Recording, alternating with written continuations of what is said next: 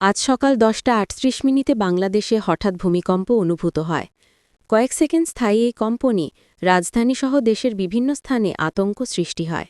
ভূমিকম্পের তীব্রতায় মানুষ ঘরবাড়ি ও ভবন থেকে দৌড়ে বের হয়ে আসে। এ সময় ডিবিসি নিউজের ডিজিটাল মিডিয়ার এক কর্মী সাহসিকতা ও ইমানি চেতনার পরিচয় দেন। তিনি ভূমিকম্প শুরু হতেই তিনি আজান দিতে থাকেন এবং সৃষ্টিকর্তার রহমত ও নিরাপত্তা কামনা করেন। তার এই উদ্যোগ উপস্থিত সহকর্মীসহ আশেপাশের মানুষকে শান্ত থাকতে সহায়তা করে। সামাজিক যোগাযোগ মাধ্যমে ঘটনাটি দ্রুত ছড়িয়ে পড়ে এবং নেটিজেনদের প্রশংসা কুড়ায়। ভূমিকম্পের পর দুঃখজনকভাবে ঢাকায় ৩ জন এবং ঢাকার বাইরে আরও একজনের মৃত্যুর খবর পাওয়া গেছে। জরুরি সেবাদানকারী সংস্থাগুলো জানায়, আতঙ্কে দৌড়াদৌড়ি, সিঁড়িতে ধাক্কাধাক্কি ও হৃদরোগজনিত কারণে এসব মৃত্যু ঘটতে থাকতে পারে। যদিও বড় ধরনের স্থাপনা ধস বা ব্যাপক ক্ষয়ক্ষতির খবর এখনও পাওয়া যায়নি, তবুও ভূমিকম্পের জেরে মানুষজন এখনও শঙ্কিত।